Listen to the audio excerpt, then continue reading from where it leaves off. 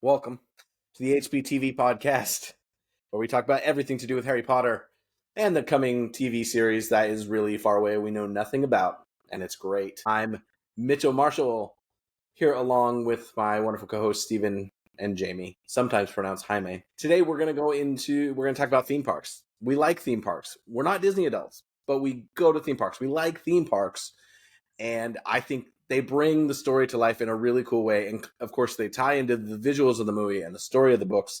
They're like a nice collation of them. And we've kind of talked about our experiences going, but it's a fun one to kind of dive a bit deeper into and see how it is going to change in the future. We're going to kick off with a little history lesson from Esteban. Yes. So I was thinking back to the many, many years ago now when I remember we first started getting rumors of a theme park. So this was like back when, oh man, I want to say it was between Goblet of Fire and Order of Phoenix, the books coming out. And so it was around the same time the movies. I think you had the first couple of movies out and everything by then. So there was kind of like a lot of hype and there was a lot of Harry Potter in the media and you started hearing a lot about this. Some fun things that I didn't know as I looked into this. I guess I'd heard rumors at one point that Disney was thinking of doing Harry Potter Land, but I didn't know how far it actually got. So in like 2003, J.K. Rowling had signed a letter of intent with Disney. And so in 2003, 2004, they were meeting. Universal had kind of given up at this point because they're like, hey, Disney's going to get it. And so in 2004, Rowling signed the letter, which the plan at that point was 2 rides, a restaurant, and a retail component. So I guess like a gift shop. But the rides that were planned were Defense Against the Dark Arts ride. So it's kind of like the Buzz Lightyear ride if it's been on that. But instead of shooting the guns, it's like with a wand.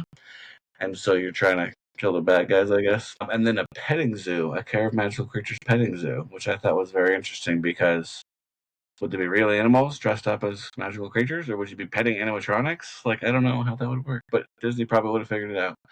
And then a minimally themed quick service restaurant and again, like a gift shop or something. So the reason it didn't go through, another really interesting piece about it was that it was not meant to like mimic the movies and the production or the scenery and everything from the movies. It was intended to be focused on the books. So kind of independent of the films and all of that, which I thought was interesting. I could see Disney doing that because maybe they wouldn't want to drive another company's movie attendance, but at the same time, it's really weird to think about. Animal Kingdom? Well, like, was it where Avatar is? It was intended to be in Magic Kingdom, where 2,000 Leagues Under the Sea used to be, which I think is actually where the Buzz Lightyear ride itself actually is now. So it makes me wonder if that was the area. It was Nemo. No, you're right. It is. Well, it's no. Nemo in Magic Kingdom. Do they have a section? But with Magic, it was somewhere in. Never mind. It was somewhere in Fantasyland, is what it was. So I don't know my geography that well. I guess listeners are going to be furious at our Disney geography. Well, the Disney adults are all losing their mind. Is an Epcot, right? Yeah, isn't it gone now? Like, the submarine is only on for a very long time.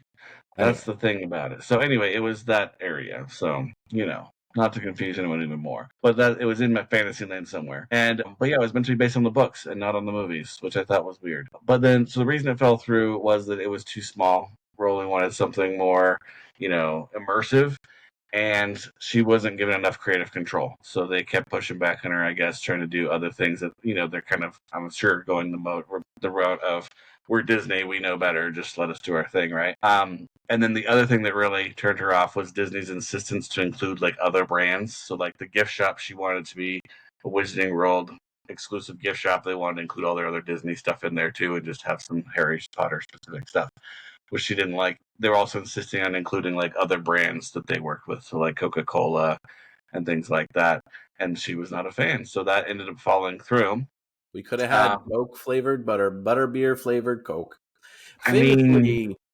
Disney's pitch for the movie was also really bad. Like they wanted to blend elements of the first 3 books into one.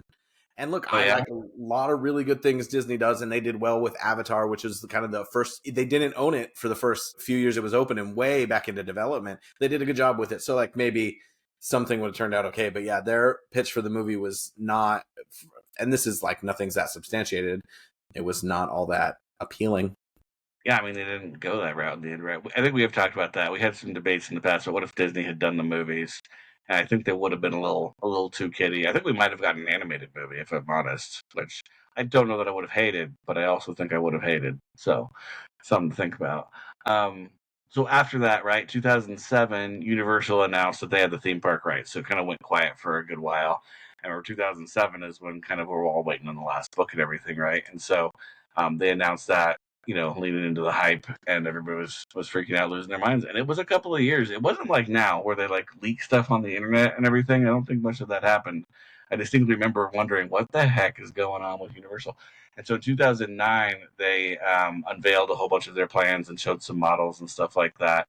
And then it opened in 2010. So it opened in June of 2010. Mitchell and I went in August of 2010. So we were there I just a went couple in of June of 2009 and looked over the fence. Oh, I could see that. Were you able to see anything good? I don't know.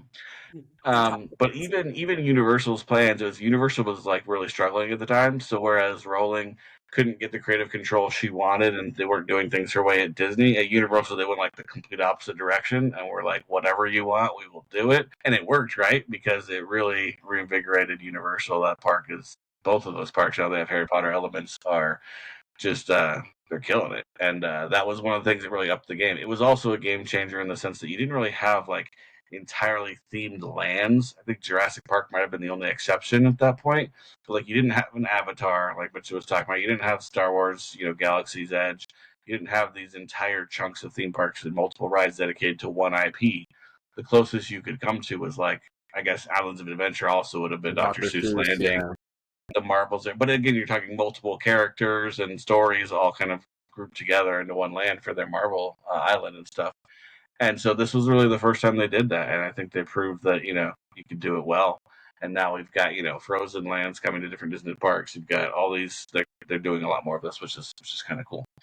So just going from there, continuing our history lesson, right? So in 2014 is when they opened the Diagon Alley piece, and so that was in the other Universal Park in Orlando, and then they added the Hogwarts Express, which goes back and forth between them, which is pretty cool.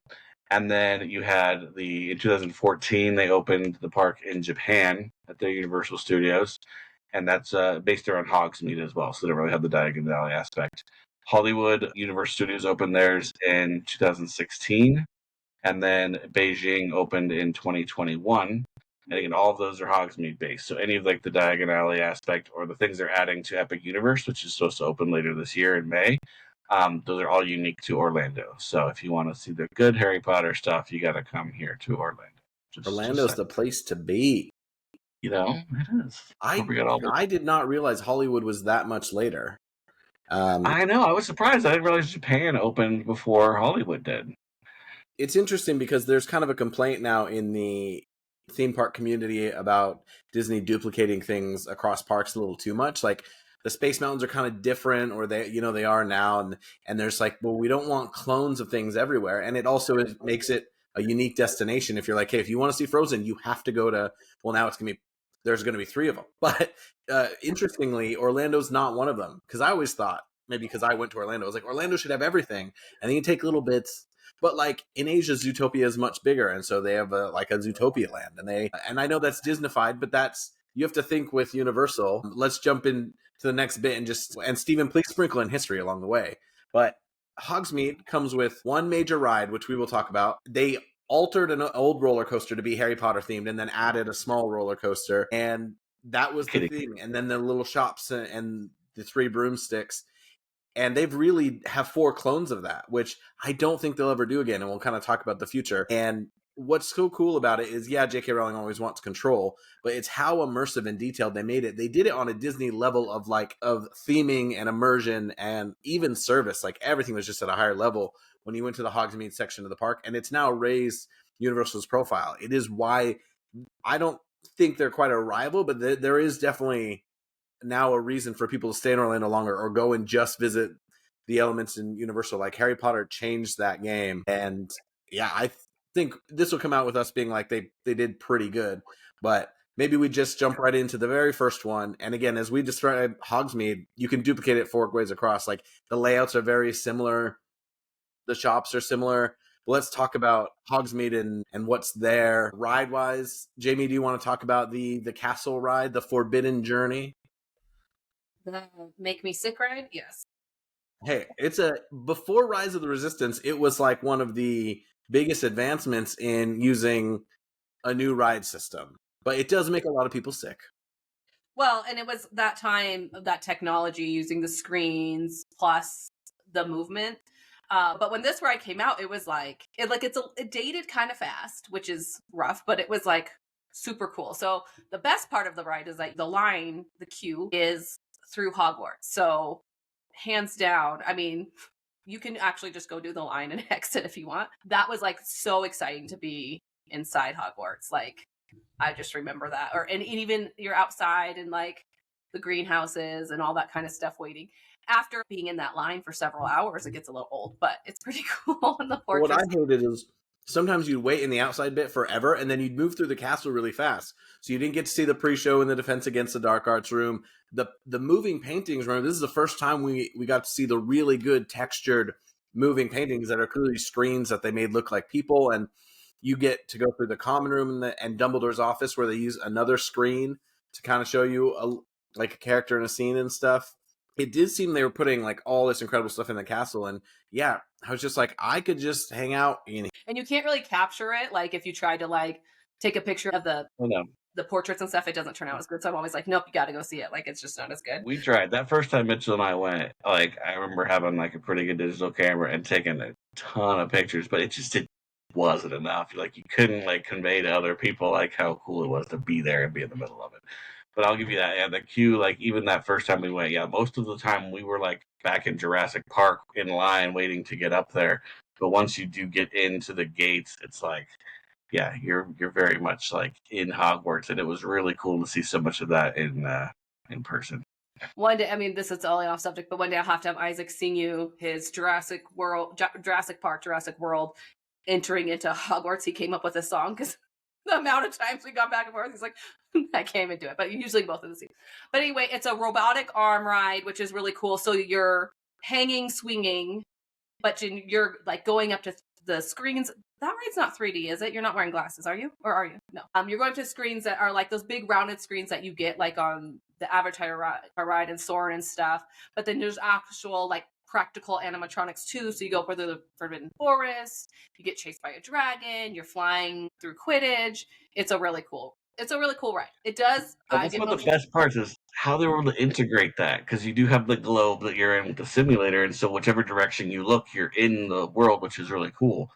But then you have these practical elements, everything that they worked in with it too, and you have like air spraying on you, so you feel like a spider is trying to touch you, and the heat of the dragon fire stuff like that. Well, and then the Dementor element, which I think I've been to Hollywood. I did not ride the ride there because I don't ride that ride too often, but there was this element, which I don't think they really do anymore, where they would capture your face. One of the Dementors would take a picture of your face and it would show up in the smoke, which was really cool. So like a lot of fun interactive stuff. That was a lot for the ride. And I know in the beginning, I think of all these rides, they've had issues with them breaking down a lot, but it is like, they're always doing new and exciting things, which they kind of have to do to capture like people, but it was there's certain elements, a big ride. Like that Dementor piece that I think it kept breaking down, so they just stopped doing it. So now you just see like a ghostly figure and it's not you anymore.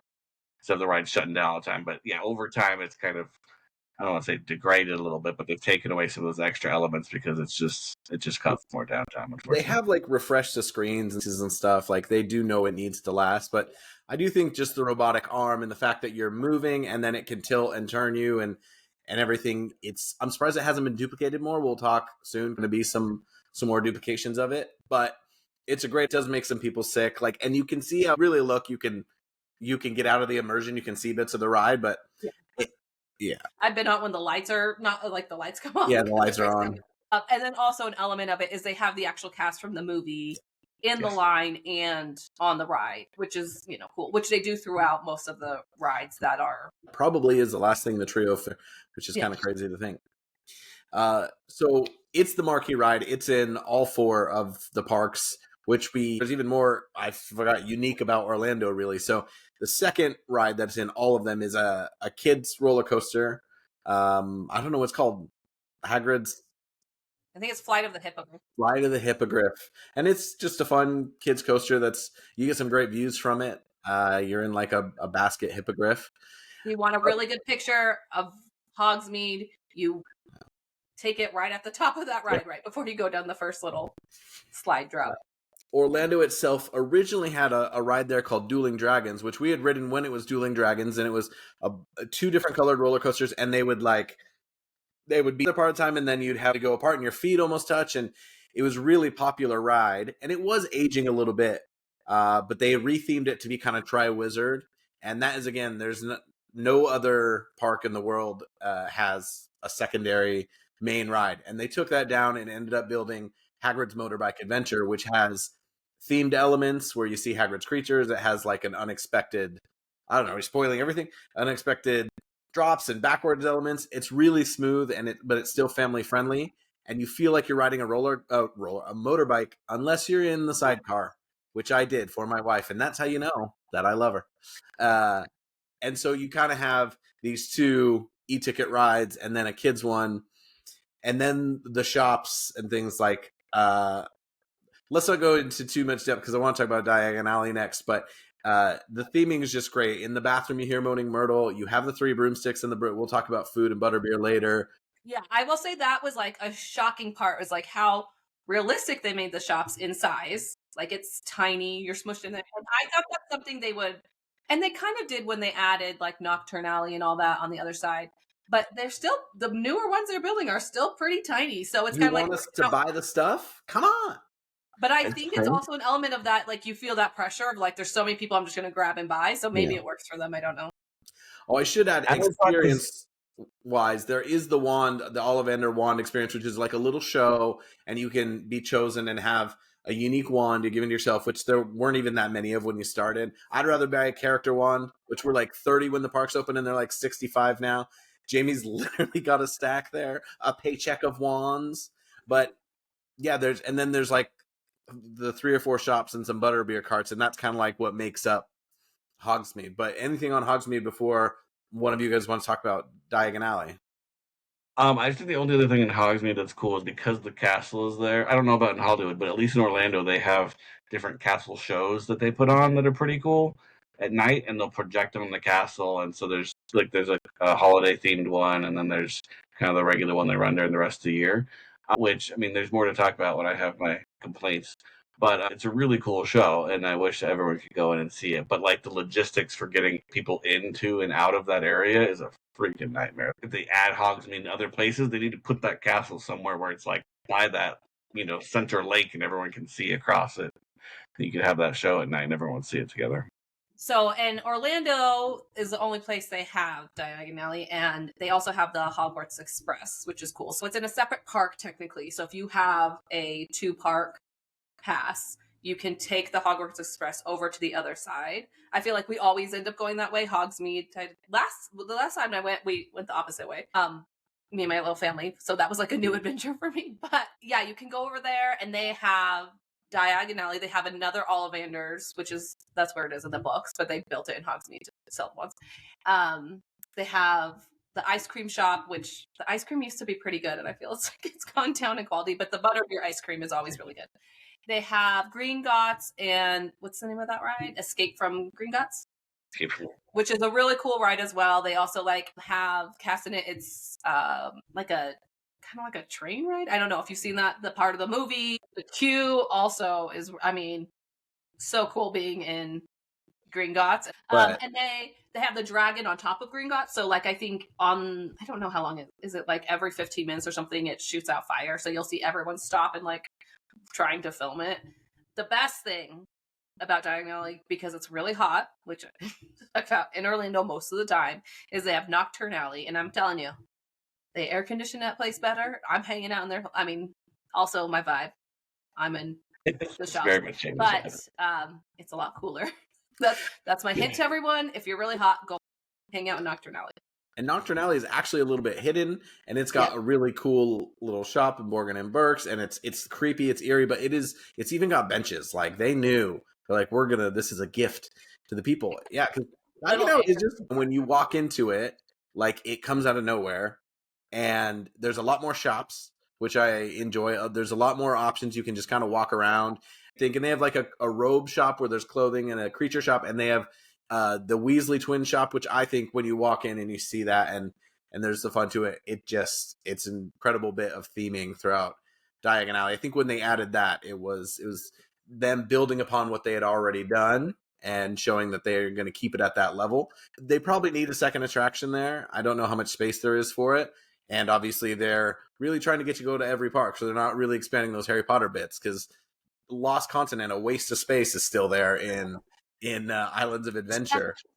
And the other big IP that they've gotten since then is Mario or Nintendo, but they're duplicating that around now. And you can just see that anything Universal does from now on seems to be at this really high level. And they have to maintain it, obviously. There are elements that Disney does that you can't copy, but most of the engineers are former Imagineers. It's a lot of the same people doing this, but I think they deserve a lot of credit in like really making you feel immersed in these places. They really bargained that this would last and that people would be interested in Harry Potter this long, which could have faded, or, controversial things have happened. I mean, this is kind of pre-canceling and stuff like that, but just putting all your eggs in one basket and hoping that like this would last, and it has, and so it's paid off for them. But it has opened up this thing now where it's like, okay, now let's do more immersive worlds and feel more comfortable in that. And I think they'll always do that in things that they can trust. Like Mario obviously has been around for a while, sustained for a while, and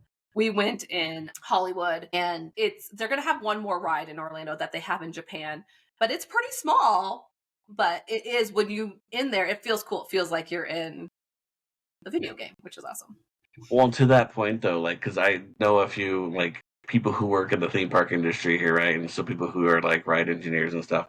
So two really key things. One is that Disney and Universal both have begun, I don't want to say begun, but like over the last 10 years or so, there's a lot more like outsourcing of that kind of process.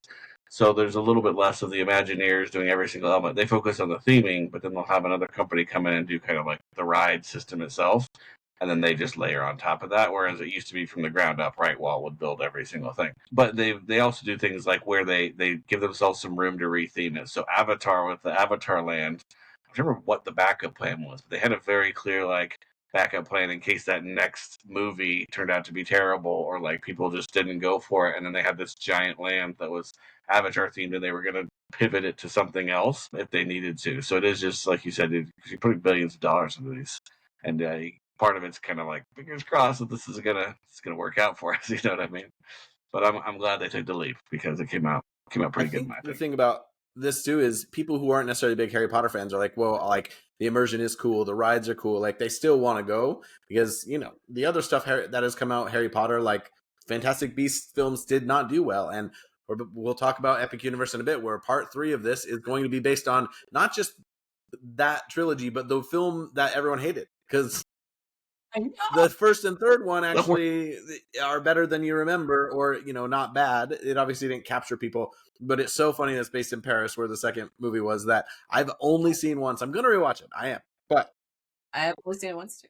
But I do think too, even as like a movie fan, like of movies in general, it's cool being in there. And I will say, like, you get a little bit of that at Disney, like, and they're doing more and more, but you feel like you're in a movie, which is really cool. And so whether or not you're like necessarily a Harry Potter fan or even a fan of the movie, I think when people walk in there, they're like, oh my gosh, like the details of everything, the books in the bookshop. And they have, throughout both parks, they have an interactive thing with the wands. So you can buy interactive wands now, which I think at Orlando you can only get interactive wands. I might be wrong about that. But you can like do little spells and move things, and that's fun. Like my kids love it. Adults love it. Everyone. My kids would spend all day when we would go. They would want to just spend the entire day with the wands trying to get each thing to go. And like you had to do the movement just right and stand in the right spot and all that kind of stuff. But like, it's pretty exciting when it happens, when the ring comes down or the thing spins out of existence and stuff. Like, yeah, they love that more than a lot of the rides. It's interesting because a lot of people are like, oh, now there used to be like these mixed lands or even original IP. Like obviously like Pirates of the Caribbean was original before they turned it into a successful franchise, and they failed to take a couple others into franchising. And so, but these lands are so immersive that I was like, even though I understand IP is taking things over, when they do it right, it is really cool. there's also some really half-assed lands. Like there's one here in England called Chessington World of Adventures, and they have a Jumanji land. And I like the new Jumanji movies.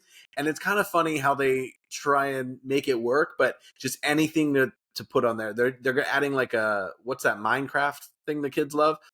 You could have an incredible Minecraft world, and you can tell that they're just going to slap it on something to make money from it. But well, I digress. Let's go one more time. We're going to go. Hopefully we've explained that. I mean, if you've been there, we might have over-explained it, but it is really fun. It is really immersive, and I think we're really positive on it. And we'll relate it to the new show and think about the future in just a minute. But first, we're going to go Howler, and we are going to shout out some of the negatives. And I don't think I had put a note in the negative section, although there's obviously imperfect bits, but I know you guys have thoughts. So my biggest one, and this is coming from someone who lives here, right? Orlando is just too freaking hot for anything that's supposed to be based in Scotland. Or like Hogsmeade literally has snow on the roof everywhere around, right? And it's supposed to look like snowy Hogsmeade, which is the best way to see Hogsmeade. But not when it's 110 degrees outside and you are literally cooking. And in that case, it's like, find me the frozen butterbeer because I just need to keep chugging those things. It's too hot. I haven't been to the other one. So Jamie, I don't know, is Hollywood less so? Is it not as hot there? I mean, overall, I think that Hollywood in general is less hot, but just the one day when it was a very hot day where we did drink hot butterbeer, which we'll talk about later, which is the best butterbeer, just because so me and my sister are like sweating drinking hot butterbeer. But yeah, it's hot. And the way Universal Hollywood is set up is really weird anyway. They just don't have the space, so things are kind of just shoved in. It's like one big long line of like amusement park. But yeah, I mean, it's just, obviously they have to choose those locations because it's hard to have a theme park in cold places, even though some places do it. But yeah, it does not feel like, I just wish there was more, like, let's flow some cold air, some fake snow around. We just went through here in Florida. You get like 4 to 6 weeks of like cold weather, right? And I remember because we've done these previous podcast episodes, and we were talking about this one. I was like, man, this is when I should be going to Hogsmeade, so I can feel it in the cold. 1 year, Mitchell, didn't we go when it was cold, and that's when we watched the castle show and stuff, and it was like, I loved it because cold. It was like low 60s, high 50s. But in Orlando, that can feel cold. Oh yeah, those Asian parks like Osaka gets cold, so you can have much more of a genuine cold experience. And I don't know how cold Beijing gets, but it's not the same type of climate. And LA can obviously get a little bit colder, and it doesn't you don't deal with the humidity as much in California. So it's the theme park capital of the world. Like, we kind of can't change that now. All that's there, and you live there, so it's gonna be. But that's gonna be one of my life goals. Is I want to go watch the castle show in the cold, where I can see my own breath and drink the hot butterbeer. I think we're doing a podcast trip to Osaka. Figure out. Let's do it. Well, because like you talked about California's layout, isn't that nice? I wonder what those layouts are like. I've seen vlogs from them. Like, I know Beijing has this amazing Jurassic World ride. Like, I love to go to those places, but that is quite a trek for a bit of tourism when we have the main things here. Whereas like Tokyo Disney is owned by the Oriental Land Company. It's not owned by Disney, and they do things on another level and some really cool stuff that Disney doesn't do. So like one time, yeah, I'd love to go out to Japan. It's a little out of the budget right now. I mean, Florida's a little out of the budget for me. So one day, but I think it is really cool how it has expanded. It has been successful enough, but I hope the next time one of those has an expansion, they do something unique to that place. And that would certainly turn into a real bucket list destination. But the other thing that they're used to in Asia is small spaces. And we talked about the shops in Hogsmeade. They kind of fixed it with Diagon Alley. There is a little bit more space in some of the shops, but generally no. And they said, oh, this is intentional. But man, it is so cramped. And when they want to do a show, it's bottlenecked, the shape of it. And there really isn't that much space in a lot of these places. They don't have the room to make that big of an area. And that's why I hope with new places, like if that castle was, again, at the back of a lake, or where you have these Disney castles, and you'd have to make it a 360-degree thing. But I think that there's just so much opportunity to let people spend time in there and everything. I think those are the main drawbacks. The heat and this. It's obviously so popular that it just gets so crowded. And they didn't keep the mechanics on the castle ride perfect. I think they've come back on it a little bit. Like last time I was there, I felt like they'd finally made some readjustments. Otherwise, you can't really fault. It's definitely the best they've done. They also tried to hire people with accents, and then now you just have a bunch of In the cosplay beginning, making the they don't. accents. They give up on that. Yeah. After COVID, it was hard to repopulate the Brit. I can do some You will get some overzealous. They don't call them cast members? team there? members. Team members who try to do fake accents, and they're very obvious. But you know what? I'm all for the They're bringing dedication. the Dungeons and Dragons accent, you know? But no, that castle show though, just because it's like at the back of like an alley, and so you can only come in one way, and then once they like lock down the show, like you can't go back out the way you came in. You have to leave through Jurassic Park. But like there's this part where you come up here, and then you're trapped in this area until the show's over, and then you get to go back out and down, and so it's a nightmare to get in there. And then people kind of come through this way, and they don't realize they're going to be forced out into Jurassic Park. So now they had plans to go back to, the other direction to leave or go on a different ride, and it's like, nope, you're going to go all the way around now. Good luck. And so it's not done when it particularly opened, well. and they've now done this with Mario, with Pandora, where you're like, you can't go into that. You have to queue to get into the land, and then there's this huge line. Like they have one-way systems. It was so hard to get anything done in there, and that's why like now I was there one time and it was really late at night and it was so empty, and I was like, I sat on the half wall by the bathroom and the 3 broomsticks, and I just gotta take this in for a minute, because how often does it happen? Oh, one thing I wanted to add also when we were talking about the train is that there is a little show while you're on the train. You are physically moving, and then there's stuff going on, and they fixed Hermione's voice. It used to be the worst Scottish Hermione of all time. And the show is different both ways. So it's worth riding both ways. And the station is very realistic as someone who spends plenty of time in English train stations. But let's jump over to the Pensive, where we're going to look back at literal memories. If you guys, I think I just accidentally shared one. So maybe you guys have each a memory or two that you want to throw in there.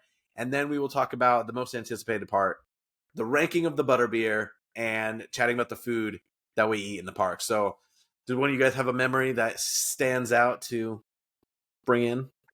I was actually going to go with butterbeer. I think I've talked in other episodes a little bit about kind of just that first time walking into Hogsmeade, and you get the music, and like you come around, you can see the castle. It's really freaking cool. And then to be able to just grab a butterbeer, and the frozen kind is the best kind, by the way. We'll get into that. But and just sip on that while you kind of people watch, or you make your way up toward the castle. Like that, the first couple times we did that was awesome. Yeah, that'd probably be my favorite memory. That and taking my kids for the first time after my 2 oldest had read the books, and like because they'd actually been before they knew what Harry Potter was, and so it didn't really mean anything to them. And after they read the books, and then we walked into the land, there was like you could see their brains explode a little bit and stuff, and it was more meaningful. That's a very close second. My first time going, I told in another episode how I like made Mitchell and my dad like hang out there. I definitely got a little teary-eyed being there, but I am a crier. So it was like it was just cool. And I like the first time I went was with my brother who had already been there, and with my dad, who's a pretty like calm guy. So it was like I could just like take it in, and it wasn't like having to run everywhere. And then taking my kids, my son likes the first 2 movies, but my kids have not read the books yet. So and it's usually like after, like we usually do it last after like several days of Disney, or they're just tired by that time of the day. So they don't love it. So I end up like, my husband is very kind, and he'll usually take the kids off to do something else. Like we do, they do the Wizarding World, and then they go and they love the train and, all that. And my daughter started to really love rides. So she rode Flight of the Hippogriff this last time and really liked it. But I get to spend like my time alone there, and it's usually like a crazy vacation. And so it's just like, I get to like wander the shops and like hang out there. Last time I just went and rode Green Dot single rider by myself. So a lot of things like that. But I always let my kids go. Like our tradition is like they get to go to Honeydukes and just pick whatever they want, because I think I would have loved that as a kid, even though the candy in Honeydukes isn't that great. But they always pick the giant lollipops, which are like disgusting and get gross. You never finished. But it's like me trying to build that magic for them. This is the greatest place, and you're gonna love it. Okay. You got to start going there at the beginning of the vacation, Jamie. I know. Oh, I do want to say one of my favorite memories is we all went without Mitchell. But it was like all the cousins got to go, and like all the girls were wearing like cute little like Hermione / like Hogwarts student, and the boys were wearing cloaks and like little t-shirts, like Harry shirts and all the everything. little wands, yeah. And it was really cute to have them all there together and just hanging out the 3 broomsticks. I loved the pictures. and you will all have to go with my child. I mean, I will say I've probably been spoiled in the fact that I've been quite a few times over the years now. Like going for the first time with Steven was really special, and then every time I get to go with someone new, I think we went back and checked this. I think I went with everyone in our immediate family for their first time. So I was there with, we have 3 other sisters and my parents and stuff. It was just every time to see someone appreciate it. And then I took my wife, who's not a Harry Potter person, and my best friend Timmy C. And when they went into Diagon Alley specifically, and you go through the wall as if there's nothing there, and then they're like, I have a video of them literally looking up, being like, "Holy moly!" And again, like Hannah really enjoyed it, even though she has read the books now for me, and she's seen all the films, but she was just like, you could tell. I remember being like, we're not going to be Disney people. Not that we fully are, but I think once we went to Florida to visit family and we did the theme parks as part of that, she was like, I get it. She's like, I wouldn't spend my whole life and checkbook on it, but I get it. And so all of those have been really cool. And the first time I got to see the Castle Show, because that didn't come until later. The first time I had warm butterbeer, because it's actually the best. All right, let's move forward. Yeah. So wait, no, I think this is important about Mitchell's wife, is that we did actually establish the requirement that she had to read the books before they got married. So they're like dating, and she's starting the books. And I remember getting like, because you were having her do book and then movie, I was right? mad With about each that. of them. I wanted her to read all of them, and I think she did read the first 2, and then we watched the first movie. But then she was essentially 1 for 1, and I was like, no, because then you're equating too much. But it was enough of a win to get her to read them, and at the time she had a long bus commute. And my wife is Northern Irish, she is British, but she's a little bit younger, so Harry Potter wasn't as prevalent. And also her parents weren't super fond of the witchcraft element, which like I think a lot of people like, especially her parents were a little bit older, they didn't know, and so they kind of equated it with that. So it just wasn't part of her life, and she's younger than me, so she had kind of missed it. So she didn't ever like fall in love with the magic of the books, but she has an education on it, and she enjoys my appreciation for it and allows me to collect. I try and collect all the different covers of the books and everything. So yeah, there's a fine line, but I'd say the theme park, if anything, are the things she enjoys the most about the obsession. I know she'd started reading the books and watching it, but I lost track. And I remember, I think it was the night before you got married, or maybe it's 2 nights before. I was like, crap, did she ever actually finish Harry Potter? Like, this Do you want me serious. to stand up and object tomorrow? I was like, hold on. So I remember texting Mitchell and being like, wait a second, did she actually finish Did Harry Potter? Marisa Because finish the no, and I really regret that we didn't make her do that. This was your guys' job. You all dropped the ball as my siblings. I her one Christmas watching. You made us watch that poor girl. It was like the first time you brought her to our house, like to our like family home for Christmas, and we sat in the room and watched almost every movie. It's like this poor girl, because she was trying to be so nice and just like, I mean, now I understand her personality better. She was probably like, what are we doing? All of them, did we? Well, I don't know if we watched I all think of we may them. have over the course of like the week and a half, 2 weeks of that Christmas break. We probably did. I did watch on the day of my wedding. I wasn't nervous, but there's so much waiting around. Like I got ready and I was like, I just do nothing. A photographer comes and then, and so I did have Harry Potter out because that's on Netflix. And I've already said that, but it's a really nice perk that because any Airbnb or hotel you go to, you can put Netflix on. I did watch the Potter movies on the morning of my wedding. So, and 3 of my good friends wore house ties to the wedding as well. Tim and Jason and Grant each wore a different house tie, and they knew I'd love it. And I did get married in front of a castle, so it made sense. Stephen, have you read the books in Portuguese? I have, yes. Yeah, when I lived in Brazil for a while. So I don't know if I shared that. So my wife is Brazilian. So when we got married, we lived in Brazil for the first few years. Yeah, and I made sure to get my Harry Potter book set in Portuguese. So that's actually... Is it the same covers, or do they have Brazilian... Yeah, they're the same covers, actually, but they're in Portuguese, so sei lá custa much. But yeah, it was one of the first things I did when I moved to Brazil. I bought these off of their version of eBay, and it's kind of because they're kind of... We didn't have these back then, but they're like... It's like a... I don't know, it's a paperback, but it's like a thicker... I don't know. It's not quite a hardback. They don't really have hardbacks on there, but yeah, so I got these right away, and that was... one of my wedding gifts to myself, I guess.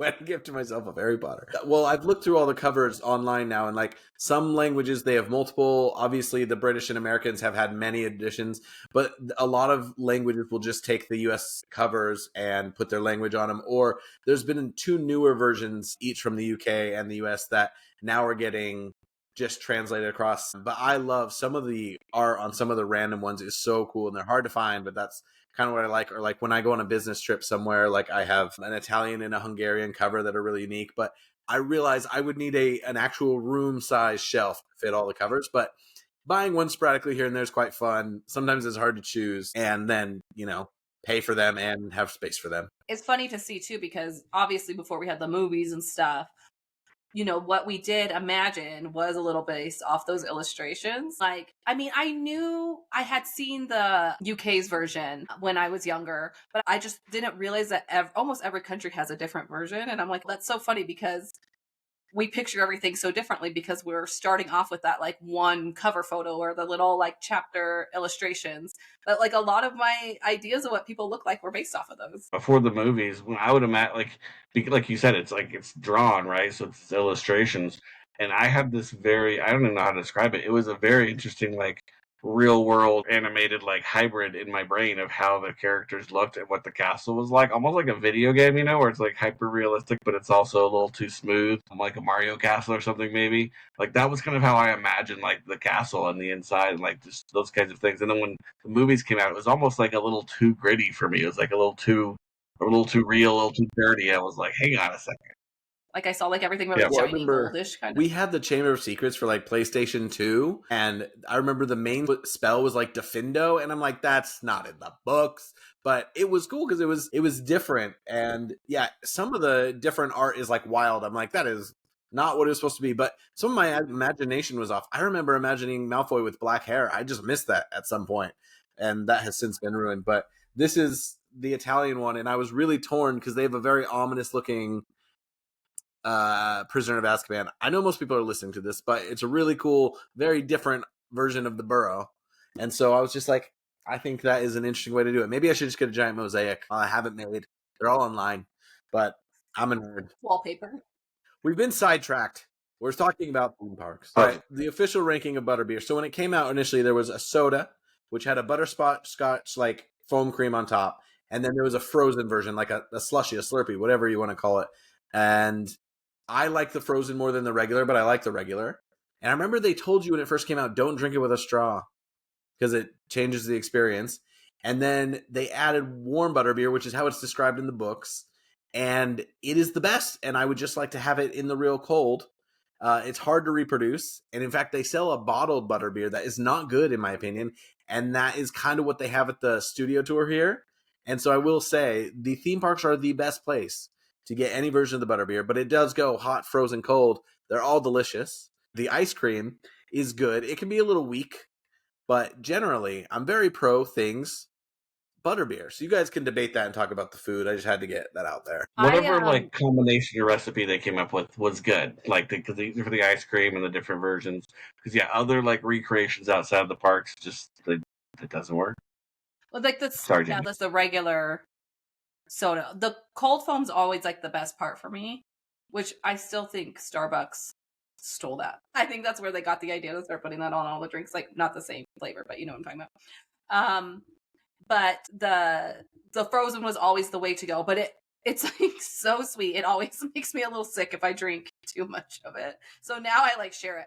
But the first time I had the hot was that one time, Mitchell. I don't even remember what year it was. And they used to only do it during the holidays or during the colder season. But now I think you can get it as long as you go into the bar. The Hogshead. You can get the hot butterbeer. It is by far the best. It's like so good.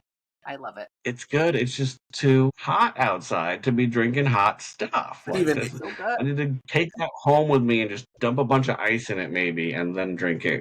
Maybe that's. If you left right now, Steven, how quickly could you be drinking a butterbeer? 45 I'm very minutes. jealous. Yeah. Not that I ever do that, but I would love to.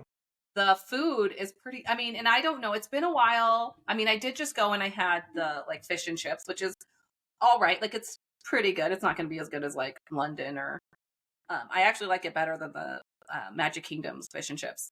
But they're like platter that we used to get a lot because we'd go with a big group of people and it was like roasted chicken and potatoes and carousel. That's actually pretty good. And I always tell people, like, if you're going with a bunch of people and you're trying to save money, it's a pretty good deal still do compared to like, yeah. It feeds. They say it feeds 4. Yeah. That thing, I think we've made that thing feed 10 people before. Like you take all the veggies and stuff into account, you eat everything on. Like it's a crap. And it's ton of good. food. Like it feels. I mean, I'm sure it's like super simple to make and everything. It's like roasted chicken, but it's pretty good quality for being like in an amusement park all day. That you're like chowing down on vegetables to feel immersed in Harry Potter world. But Well, I the one actually thing like too is like, there. yeah, it's good. Well, I mean, and no, not to dig too much on like British food or whatever, but like maybe it's just because it's stuff that we're used to. But it's not like particularly special, you know, or anything. Like there's not a lot of, you know, fancy or exotic things about it. So it's like good, solid food. But it's To you Americanize do it, get they some of just the add sweets. salt. Yeah.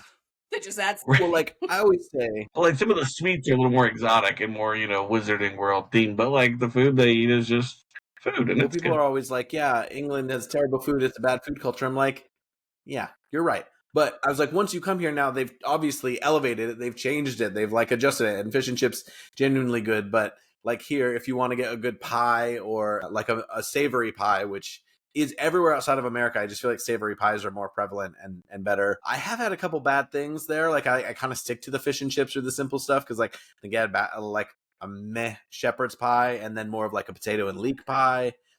And so I would stick to the basics, but just the fact that like the roast potatoes and chicken are pretty dang decent on their own. It is expensive, but that's all theme park food. I would also say Three Broomsticks over Leaky Cauldron, but in general, it's fun to be in there. The actual atmosphere is really cool. They don't allow non-Potter beverages, so you kind of have to get butterbeer, water. Sometimes they have like pumpkin juice, which pumpkin juice to me is meh.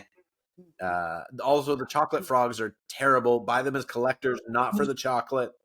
Yeah, most of the sweets are not good. They're crap. They're all about the packaging. Because remember, Birdie Bots, Packaging is they had Birdie Bots flavored beans before the movies even came out, or like right as the movies were coming out. And like that was like a fun idea, and I just don't think they're that good. Yeah. Yeah, I have my every flavor beans tin somewhere too. I don't know where it went. But yeah, those are. It's almost like I bought this because the lemon drops that came in here were terrible, but this thing was cool enough that I was like, I'm going to get one of those. There you go. There you go. We bought the collectible butterbeer mugs, and so it's like you almost get it for the packaging more than the... I just for the first time this last time got a collectible They mug. need to. I had never. One time we went, I think you might have been there, Mitchell, or I don't know if Jamie was not, but I specifically had everyone, I paid the extra for everyone who got a butterbeer to get like the actual mug because for a good 2 years at our house, those were the cups. That was the cups we all had. Like everyone who came used a butterbeer mug for their cup. I do have like a was very small proud of that glass fact. that's like a whiskey glass that I use all the time. Like that's just my cup. It's starting to wear and stuff, so I need to buy another one. But it's hard to Yeah. like transfer that. They need to make across like the a country. cool one. People would pay for it. Like in Oga's Cantina in Galaxy's Edge, they have this incredible mug that I think we paid $40 for the drink, and it came with like the really cool mug. We have that one too. The one like that's We have like one tall. with the Ewoks on it, and yeah, it's very tall. Well, I was like, We have that too. I think they do have one or two, but I think they're for actual like alcoholic beverages because you can get like fire whiskey and stuff in there as well. I'm like, just do the simple stuff. People will buy it. I will say most of the merch in the park, it's gotten way better. When it first came out, I thought so much of the merch was really pedestrian. It did not make me want to be like, oh, I've got to get the official one from the park. But the mug was fun. I used it to death. Yeah, I like some of the clothes and stuff now, but I mean, of course, it's like $75 for a t-shirt, and you're like, okay, do I really need that? The wands I do every time I go to like the theme parks, and then when I also went to the studio tour, I always buy a wand to like mark me going. And this last time I went, I was like, I'm not going to do it, and then I ended up getting McGonagall's wand because Maggie Smith had just passed away. So I don't know if I will in that tradition. I might keep just adding on. But I have a lot of wands for every time I've gone. And I have. They're going to keep coming out with new ones, so there'll be a new one every single time if you want. Well, one. I mean, what they start out at like $35 or something, which seemed. I want to say they were 25 or 30 bucks like to start with. That, and I'm still buying. It was expensive back then too, but not nearly as expensive as now. It's crazy. The one because I went to the studio tour fairly recently because our other sister was here with her son, who I think is 8, and it was fun to go with them and to look at the wands. And I think they started like 40 pounds or 45 pounds, which isn't bad, but then they're not interactive. But they don't feel that different from the ones like this box here is a Walmart one, and I've been given those as gifts. They don't feel that different, and they come with their own little stand. But I probably will keep getting ones. I think I've bought Slughorns and Sirius Blacks before, and then I have 3 more in here but they're like mystery ones. You don't know what you're getting. So they're a ripoff, but They've got us. And like I don't really go to do like the interactive things. So like some of the ones you have to buy, at least in Orlando, interactive like for certain characters now. And so I'm like, well, I own the interactive one, but I don't know. And I don't know how long those last. Like I don't know if I take one from like 3 years ago if it still works. So this is good for anyone to know, but if your wand ever stops working, you can take it into one of the wand shops when you're in the park and ask them to repair it, and they'll take it in the back and fix it for you. Wow, that's cool. I don't know if this is ruining the magic, but I don't think they actually fix it. I think they just replace it and give you a brand new one. But I don't know. All right, let's go to the Marauders map. So we're going to look forward to what's next and how it might tie in to the new show or not. Hopefully there's some expansions planned, but we know that they're not going to announce anything because they've got one coming out May 22nd. Epic Universe opens, which is going to have the first Mario Land in Orlando. It's got a Donkey Kong section, which is just opened in Japan last month. It's going to have a Monsters area and a How to Train Your Dragon area. And then the middle is not themed, but they have like a dueling roller coaster, kind of like one we talked about. It looks like it's going to be really cool. The Harry Potter section, it is massive. It's got these really high buildings, and it's modeled after Paris, the Wizarding Paris. And there's going to be a show where you go into this big tent and you watch a show, and there's like a Quidditch sports bar, a couple shops, but the main attraction, which they haven't released anything except for some little concept art about, which is supposed to be an all practical, maybe more extreme version of what's in Hogwarts. And it's called the Battle at the Ministry. And you're going to go through the French ministry and back in time, by the way, this is in the 20s, into the British ministry. And they've built the full size British ministry, which is kind of at the studio tour too. And that's supposed to be this epic ride. The show building for it is massive because you can see these flyovers, and they've actually, like where the actual ride takes place looks insanely big. It doesn't connect to the other two parks. It can't really. It's in a whole different part of Orlando. It's like a 15-minute drive away. But yeah, so it's called Epic Universe. It'll be called Wizarding World of Harry Potter Ministry of Magic. And it's mostly Paris, with that main ride and show are the two attractions. So they planned that a long time ago, a lot before they knew that those movies were going to struggle. But I think it looks like they're going to make it just as immersive and magical. And so I don't think it's going to matter too much that it's not connected to a film that did well. But we know we're getting that. So before they get rid of Last Continent in Islands of Adventure, where there's tons of room to expand because they got rid of like the Sinbad show and stuff, and before they possibly expand another ride in Diagon Alley, like we kind of know what's coming next, and it looks really cool. Maybe they'll find a way on the show to do like a creative flashback or something to tie the French Ministry of the Magic into Harry Potter instead of just into Fantastic Beasts. I don't know. Like a choice too that they did that, in that that's not going anywhere. I mean, there was a time where they knew how badly the movie did, and they still stuck with it for making that. Like, I mean, we didn't know it, but when they introduced it, I do think though there's nothing else going to be done with that. Like the Fantastic Beasts movies are not based off of books, so I don't think. I mean, and it gives me hope. Maybe they'll keep Jude Law on as Dumbledore for the show and connect it all. Come on, baby, give it to me. But I think it's going to look really cool. And like Mitchell said, at the studio tour, the Ministry of Magic walls and stuff like that are the sets from the movie. Look so cool. So I think that's going to be pretty awesome to like see and be part of. But it's also going to be like, so you can do the Hogwarts Express from the other two parks to each other. But this is going to be a little further away. And of course, now it's going to be, if you want to do all three of those, you're going to have to buy a pass for each park. So they're definitely baking off of us. We're going to the way that the new one is opening is that essentially right now the only way to get an Epic Universe ticket is to buy a 3-day park pass, where it's one park per day. Normally you get a park to park pass, or like what Disney would call a park hopper, where you can go to multiple, and you don't have to have a hotel stay, but it makes it easier. And one of the days can be Epic Universe. Like, so if you as an annual pass holder, I'm sure they'll do some pass holder previews and some team member previews probably in the next month, or after the next month, I should say. It's kind of impossible to just get a ticket to Epic Universe right now, so it'll be interesting. But I think they'll leave that alone. They'll expand the other two. I think they made a slight misstep in not making the castle a bit bigger, more epic, more of a centerpiece. But I don't think they knew how successful it was going to be, which is crazy because they were banking on it. I just think it should be, I don't know, it should be a hotel, it should be a centerpiece, there should be a lake. Yeah, but also we should say these are all the same production design to some degree as the old movies. The old movies, I act like they're that far gone now.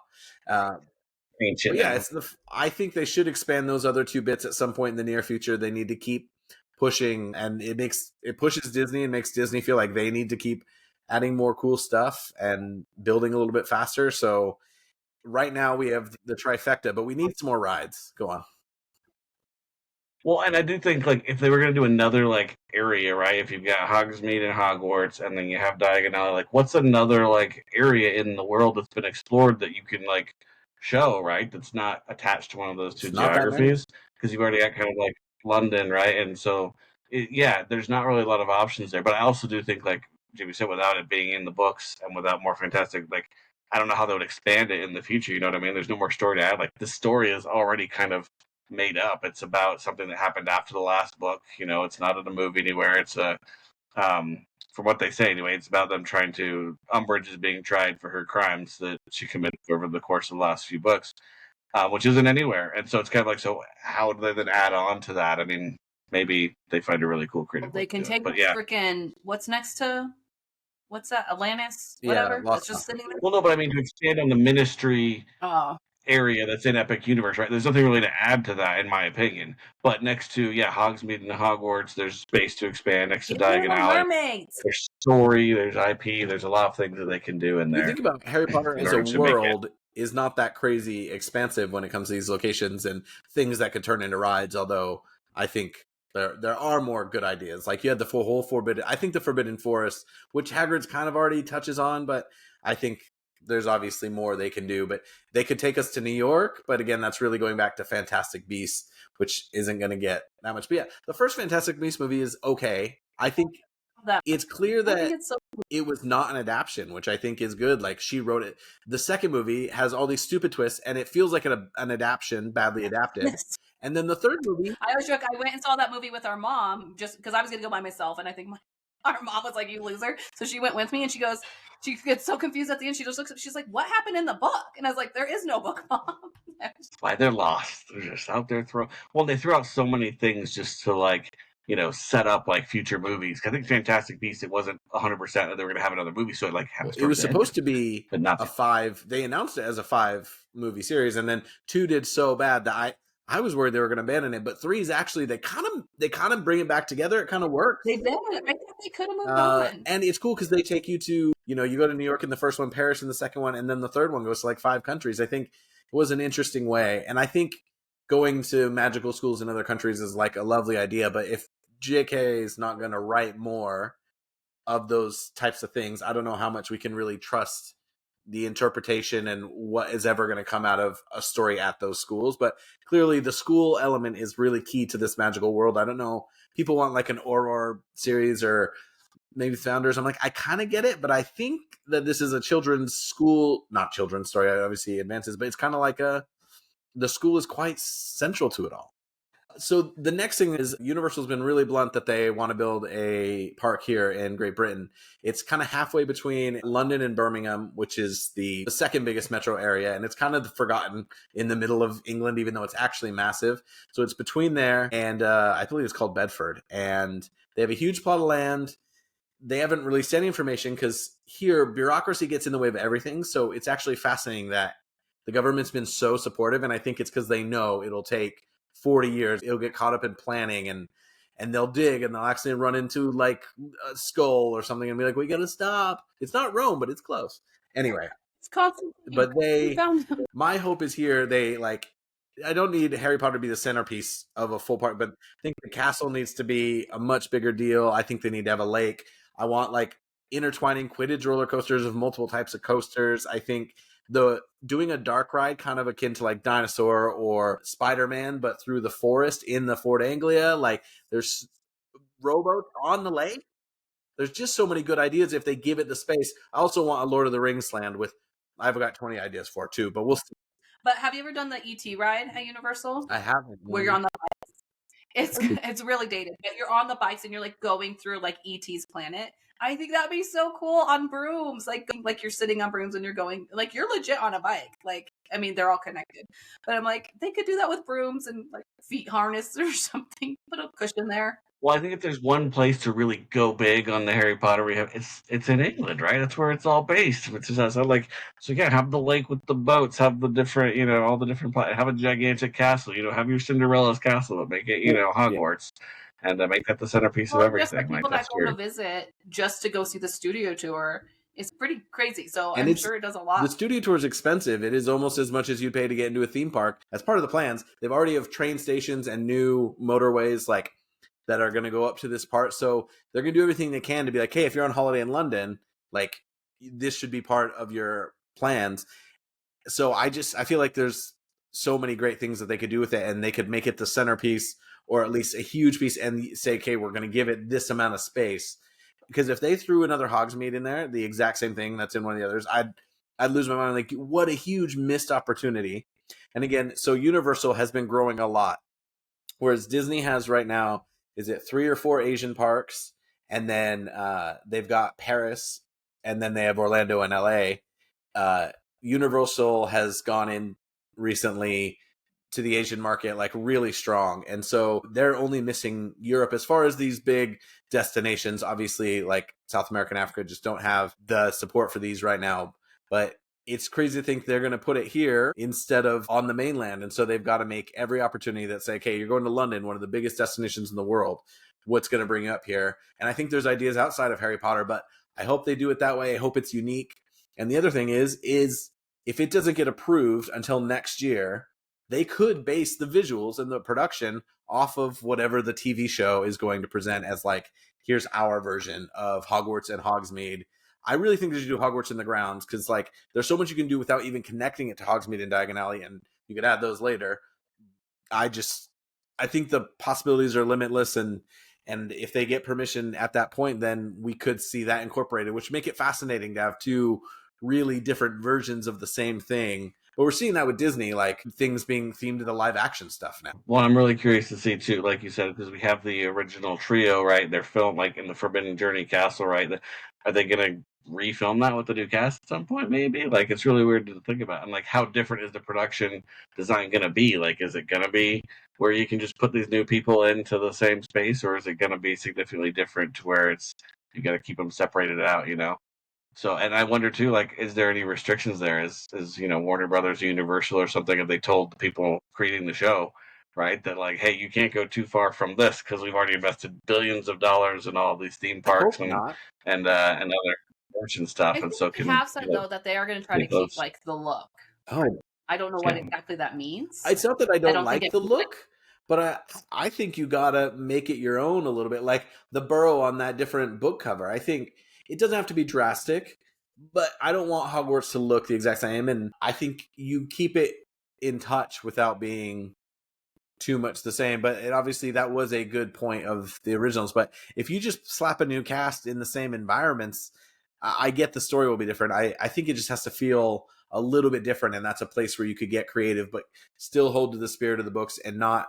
I don't think people get confused. We've got 17 Spider-Mans out there. Like people know the difference now. Fans know the difference.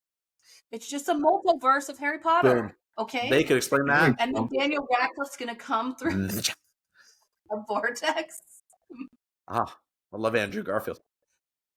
Deadpool do it for him. Last thing, let's say, I think I just went really hard on this, but obviously it kind of did go with the Marauders map and where we want to see things go. But between the space that we know is there at Islands of Adventure, or I don't know if there's space in Los Angeles, but like, what do you guys want to see added to these parks that could really enhance the experience, or maybe make one of them different from all the copycats? Or what would you want to see in Great Britain, or a fourth gate in Orlando? Like, just tell me one little or big thing that you think could be added to the Harry Potter theme park universe that would make it really cool for you. I think they could do like a Triwizard thing with that, like Atlantis, whatever land, or something with like the mermaids in the lake. But like, I think it'd be really cool if there was a ride that kind of took you through the Triwizard Cup and like doing each challenge in a different way, because Universal has done these kind of cool things where it's like how the Twister ride used to be, where you're like, you just go stand in a room and you're like experiencing a tornado. I think they could do something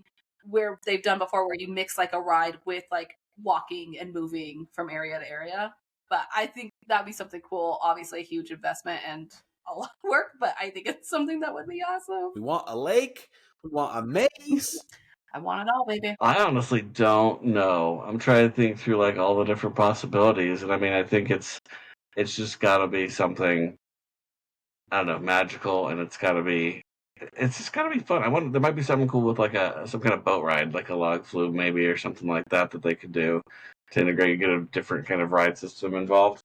But yeah, no, there's so many just moments out of the books or even out of the movies I think they could grab and say, okay, what would that be like? Like, I don't know, in the first book when Harry is, running through the forest from, he's riding Firenze maybe or something like that, right? There's these cool things that could be pretty awesome. So I think there's a lot of room. They need to put something, but they also better not screw it up. They could do a flat ride that's just like the Whomping Willow. Like, I think even adding something that just helps with capacity but is really well themed, but maybe isn't the most original ride in the world, like just something more to grow on. We'll say the last thing I thought of is how cool would it be and how much would people pay to have, like, if it was a full-size Great Hall to eat in there, or to have have a special paid Christmas dinner with a show above you in the sky. That's what I want. But I would pay. That's true. If they created a hotel. I mean, obviously Disney tried to do this with Star Wars and it failed, where it was like an immersive. It was too immersive. It was too many layers. It was too immersive, where you went to work, like you went to go work as a Star Wars person or whatever. But if they made a package where you paid to stay in the hotel, you ate in the Great Hall, call me, I'm there. I would do. You could say, oh, you stay in different levels of rooms. You can have a common room duplicate as a suite. You can have the kitchens be kind of a little cafe. You could go to lessons. I always thought of a kiddie coaster called Flying Lessons as well. But I just think you go to potions class, and they do, that's more something interactive you do on a cruise. You make something original, fun, silly. I don't know. You tickle a pear and go see the house elves. Yeah. You climb through portraits to get the moving staircases. You're already building a theme park and hotel. Why not? Anyway, the world is our oyster, but I think it's exciting. I think it's the best element of Harry Potter outside of the books, the most successful one. It's a cash cow.